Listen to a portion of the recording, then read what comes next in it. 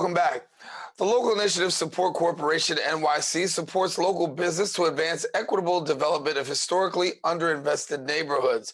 Lisc NYC recently awarded $1.1 million in grants to help over 100 struggling Black, indigenous, and people of color-owned businesses to avoid permanent closure and the assistance needed to stay in operation.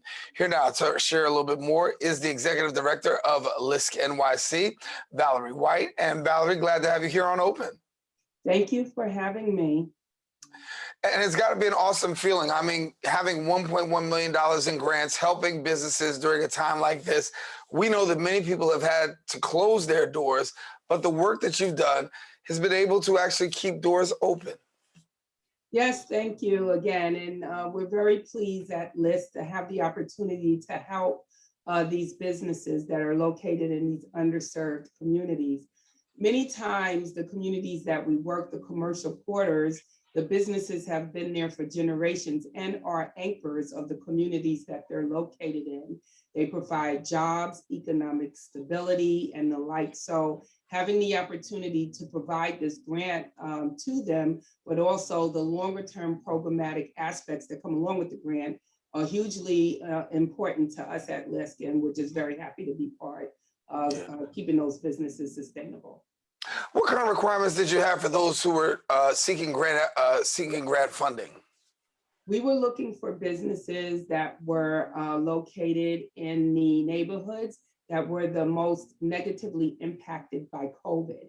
And that included infection rates, death, job loss, food insecurity, as well as insecurity for housing, but also had a number of businesses that were closing very early on.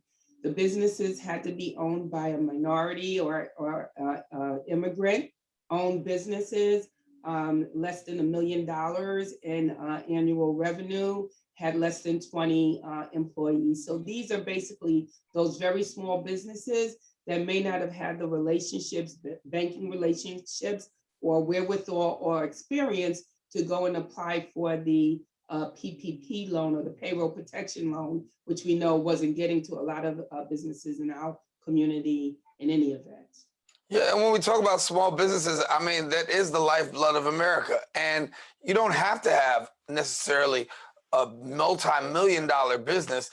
Those small businesses are very vital to our communities. They are very vital to our communities. And in fact, in the state of New York, I think that something like 96% of the employment base comes from small businesses. And here in New York City, they're vital. You know, of course, I said they supply jobs, but they are often the anchor, right, of those neighborhoods. They provide, you know, a sense of culture, a sense of stability. And many have been there for generations. The business might have been owned by the parents or grandparents, and now generations later, it's still there. And that sort of sense of foundation and security is hugely important in these communities, particularly during these times. Yeah.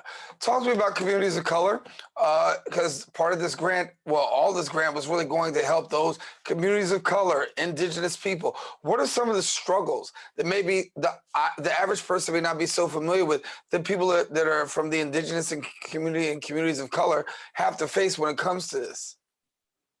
Well, I think that we all are being reminded, right, that people of color, African Americans, you know, Black, Brown, Latinx, Asian, Indigenous, low-income, minority business owners, immigrants, we all have a number of things that we face just on a regular basis. So in the best of times, right, when times are good, these businesses struggle. They do not have the same equitable access to capital. They do not have the same equitable access to things like insurance, right? They may not necessarily have access to business development and training. And then they're operating, many times sometimes the employees might not be, you know, people that are paid through a W-9. They might be paid you know, in some other manner, informally, but that is how these communities survive. So in the best of times, these businesses are surviving and surviving and being that strength to the community.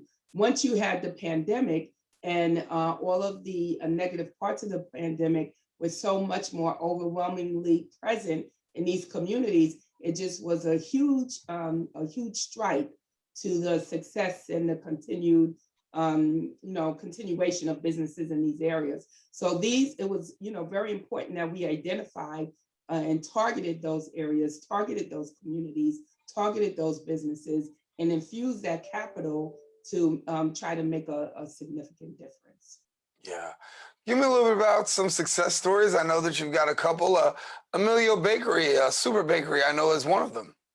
Yes, so Emilio Bakery was one of the 112 businesses, and they came to us through one of the nonprofits that we work with, the New York Women's Chamber, who works with immigrant women-owned businesses. That business is one of the ones that are generational and has been in the community for quite some time. So they were able to utilize the grant funding to pay their rent and keep the doors open. But it's interesting now they are giving back to the community by providing, some breakfast foods to mothers who are not working but taking their kids to school. So we are, very excited to have partnered with them. Yeah. So there may be somebody out there that's a business owner that says, listen, this sounds great. I'm glad that they were able to take part and receive grant funding. Somebody else may say, listen, when can we reapply? When does this happen again? Let the viewers know.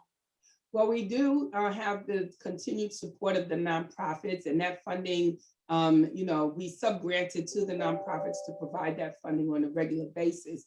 With the funding that actually gives the grants to the businesses, we have to raise for that. And, it's interesting because we raise through some of the larger philanthropic sources. So that might be the Netflix or the Wells Fargo or, some of the larger banks that you see.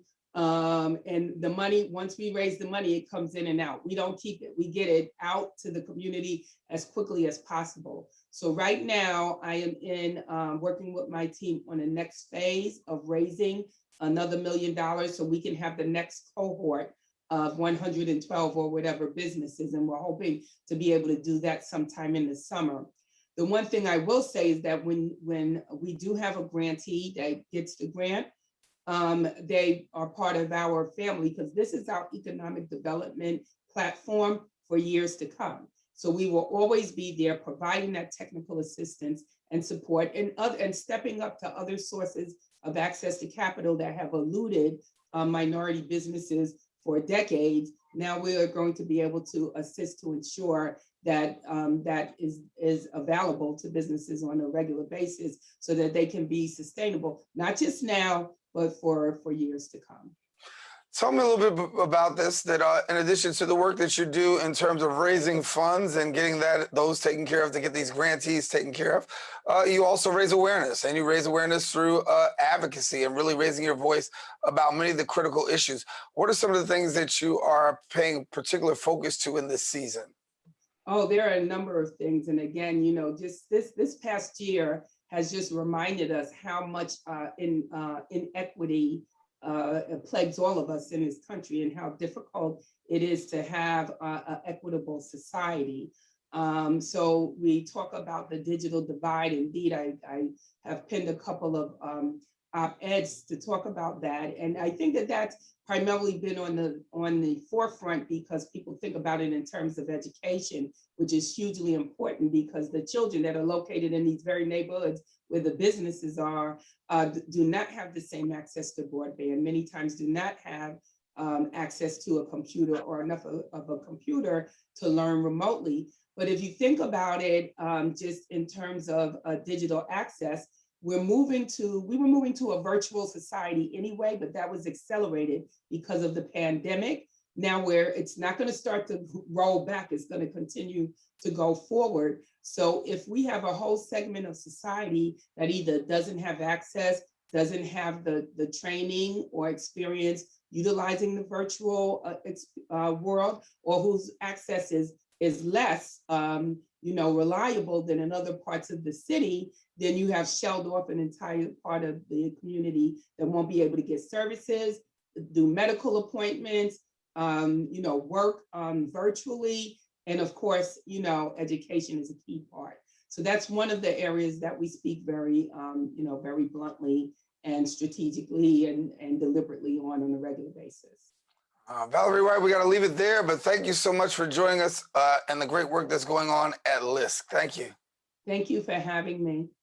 All righty. Well, listen, if you want more information, please go to their website at lisc.org. Again, lisc.org.